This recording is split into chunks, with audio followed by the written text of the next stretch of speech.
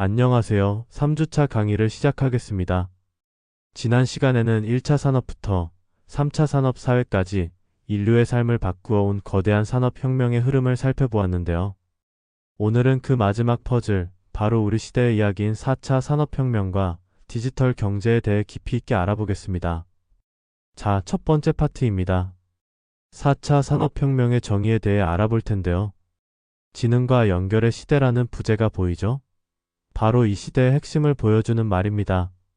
인공지능, 빅데이터, 사물인터넷이라는 세 가지 키워드를 중심으로 어떻게 우리의 삶이 바뀌고 있는지 하나씩 살펴보겠습니다. 그렇다면 4차 산업혁명이란 정확히 무엇일까요? 한마디로 기술 융합의 시대라고 할 수 있습니다. 우리가 지난 시간에 배운 3차 산업혁명, 즉 정보혁명이 깔아놓은 디지털 기반 위에서 이제는 물리적인 현실 세계, 디지털 가상 세계, 그리고 우리 몸을 구성하는 생물학적 세계까지 그 경계가 허물어지며 모든 것이 하나로 합쳐지는 시대를 의미합니다. 핵심은 초연결성과 초지능성 이 두 단어로 요약할 수 있고요. 단순히 기술이 조금 더 좋아지는 수준이 아니라 사회 시스템 전체가 근본적으로 바뀌는 거대한 혁명이라고 이해하시면 됩니다. 3차 산업혁명과 4차 산업혁명의 차이를 좀 더 명확히 해볼까요? 3차 정보혁명의 핵심은 컴퓨터와 인터넷을 통해 세상을 디지털화하고 일부 업무를 자동화하는 것이었습니다. 반면 4차 지능혁명은 여기서 한 걸음 더 나아가 각각의 기술들이 서로 융합하면서 완전히 새로운 가치를 만들어냅니다. 그리고 가장 중요한 차이는 바로 그 변화의 속도와 범위인데요. 이전과는 비교할 수 없을 정도로 빠르고 넓고 강력한 영향력을 미친다는 특징이 있습니다. 자, 그럼 4차 산업혁명을 이끄는 핵심 기술들을 하나씩 살펴보겠습니다. 첫 번째는 단연 인공지능, 즉 AI입니다. AI는 인간의 학습이나 추론 능력 같은 지능적인 행동을 컴퓨터가 모방하는 기술을 말하는데요. 기계가 스스로 데이터를 보고 배우는 머신러닝과 인간의 뇌신경망 구조를 본떠서 아주 복잡한 문제까지 해결하는 딥러닝 기술을 포함합니다. 이 인공지능은 4차 산업혁명에서 가장 중요한 두뇌 역할을 한다고 볼 수 있습니다. 두뇌가 똑똑해지려면 무엇이 필요할까요? 바로 공부할 자료, 즉 데이터가 필요합니다. 여기서 두 번째 핵심 기술인 빅데이터가 등장합니다. 빅데이터는 말 그대로 너무나도 방대해서 기존의 방식으로는 처리하기 힘든 데이터를 말하는데요. 보통 세 가지 특징, 3B로 설명합니다. 데이터의 엄청난 규모 발륨, 실시간으로 생성되는 속도 벌라서티, 그리고 글자, 사진, 영상 등 형태를 가리지 않는 다양성 버라이어티 바로 그것입니다. 이 빅데이터는 AI를 똑똑하게 만드는 연료이자 새로운 비즈니스 가치를 찾아내는 원유와 같은 역할을 합니다.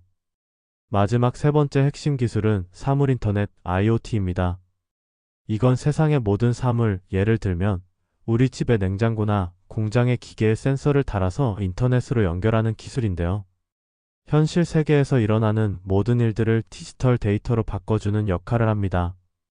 우리가 흔히 말하는 스마트홈이나 스마트시티가 바로 이 사물인터넷 기술을 기반으로 하는 것이죠. 그래서 IoT는 우리 몸의 신경망처럼 현실 세계의 정보를 두뇌 AI로 전달하는 역할을 한다고 비유할 수 있습니다. 자, 그럼 이 세 가지 기술이 어떻게 함께 작동하는지, 즉 융합되는지 한번 볼까요? 여기 스마트 공장의 예시가 있습니다. 먼저 공장 기계에 달린 IoT 센서들이 온도나 진동 같은 데이터를 실시간으로 수집합니다. 이렇게 모인 엄청난 양의 데이터는 빅데이터 플랫폼에 차곡차곡 쌓이고 분석되죠. 마지막으로 AI가 이 빅데이터를 학습해서 패턴을 찾아냅니다. 그리고 이런 진동 패턴이 나타나면 3일 뒤에 기계가 고장 나더라라는 사실을 스스로 학습해서 고장이 나기 전에 미리 우리에게 경고를 보내주는 겁니다. 이러한 기술 융합은 우리 사회에 세 가지 큰 변화를 가져옵니다. 첫째, 초개인화입니다. 넷플릭스가 여러분의 시청 기록을 보고 좋아할 만한 영화를 딱 맞게 추천해주는 것처럼 모든 제품과 서비스가 개인에게 맞춰지는 시대가 열립니다. 둘째, 초연결 사회입니다. 사람과 사물, 모든 공간이 인터넷으로 연결되면서 이전에는 상상도 못했던 새로운 비즈니스가 만들어집니다. 셋째, 예측 가능성 증대입니다. 방금 본 스마트 공장 사례처럼 데이터를 통해 미래를 예측하고 문제가 생기기 전에 미리 막을 수 있게 되는 것이죠.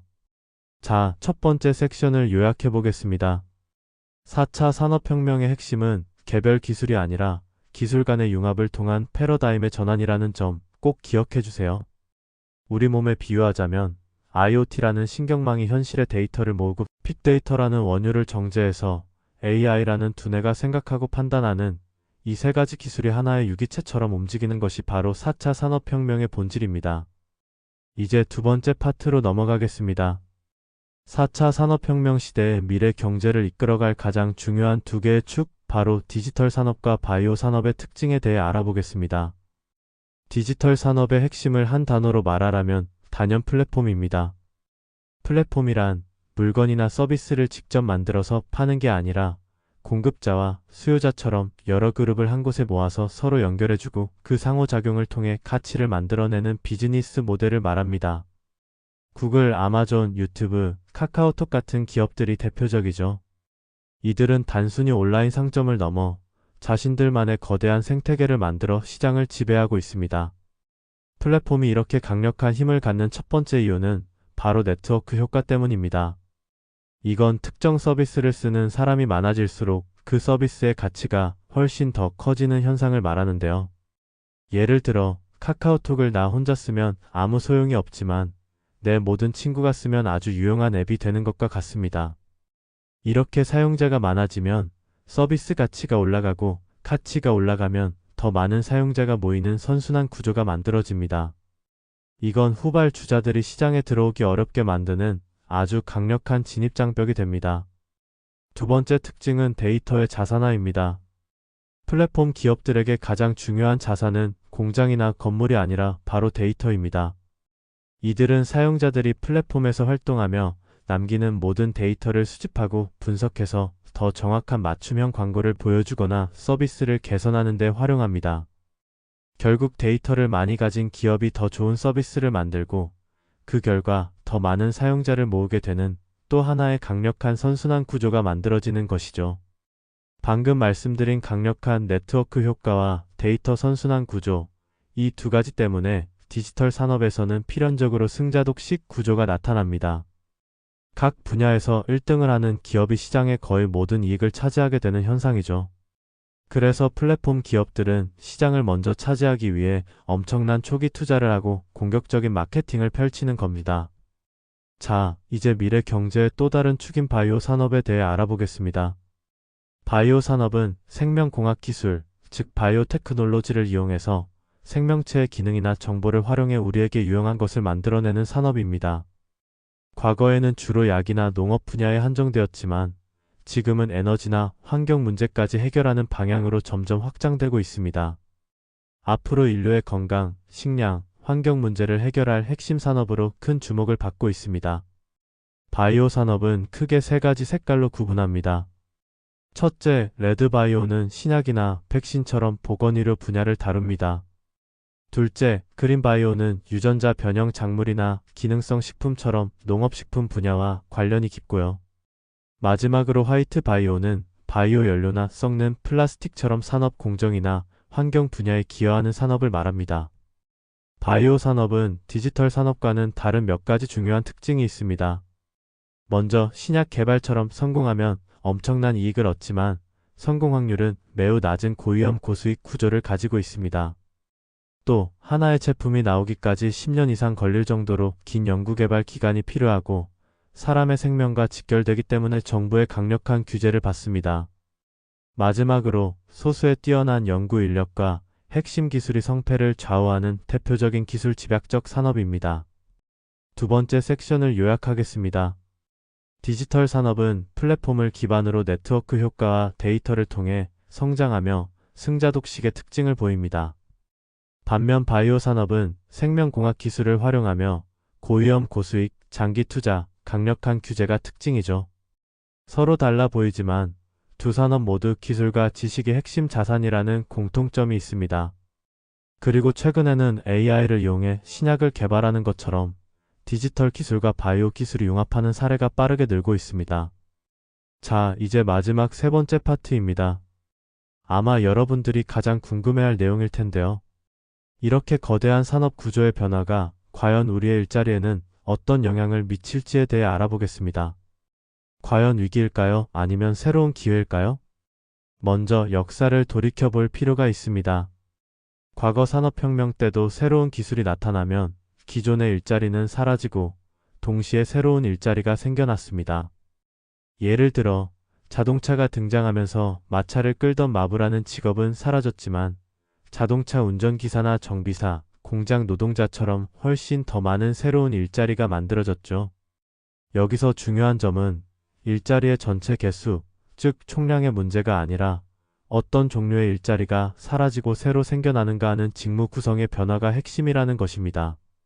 하지만 4차 산업혁명의 자동화는 과거와 조금 다릅니다. 예전에는 주로 공장에서의 육체 노동을 대체했다면 이제는 AI가 사무실에서의 정신 노동까지 대체하기 시작했다는 점입니다. 그렇다면 어떤 일자리가 대체될 위험이 높을까요? 바로 단순 반복적이고 업무 내용이 정형화되어 예측 가능한 직무들입니다. 그래서 제조업 조립 라인의 블루칼라뿐만 아니라 데이터를 입력하거나 회계 처리를 하는 화이트칼라 직무 모두가 큰 영향을 받게 됩니다. 이러한 변화는 노동시장의 양극화 현상을 가져옵니다.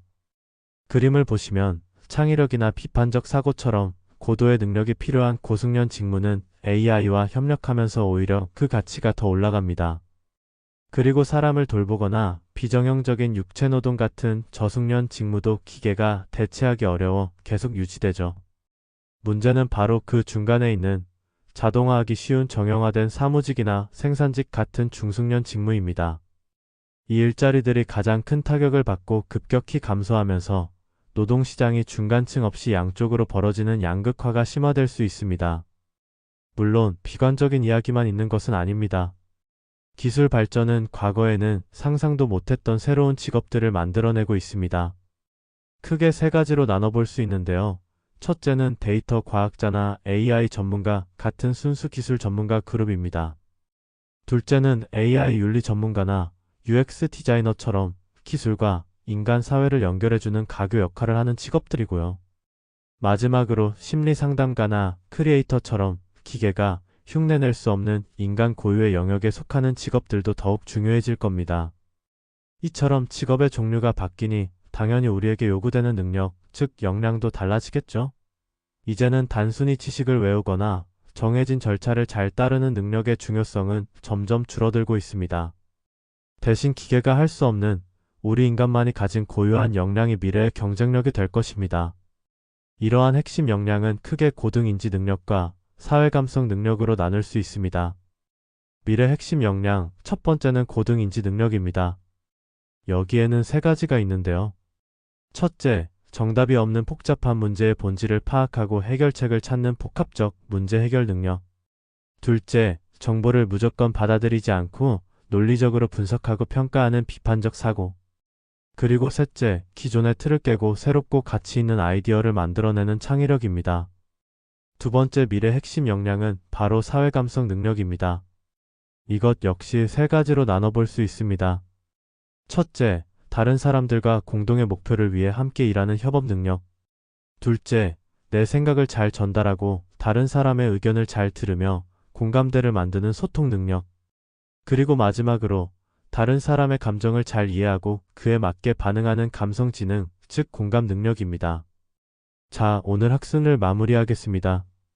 4차 산업혁명은 일자리의 전체 개수보다는 그 구성을 바꾸고 양극화를 심화시킬 가능성이 큽니다. 단순 반복적인 일자리는 AI에 의해 대체될 위험이 크고 미래에는 창의력, 비판적 사고, 소통, 협업 같은 인간 고유의 역량이 무엇보다 중요해질 것입니다. 결론적으로 이런 거대한 변화에 대응하기 위해서는 우리 개인은 물론 사회 전체가 평생 학습과 재교육 시스템을 갖추는 것이 필수적이라 할 것입니다.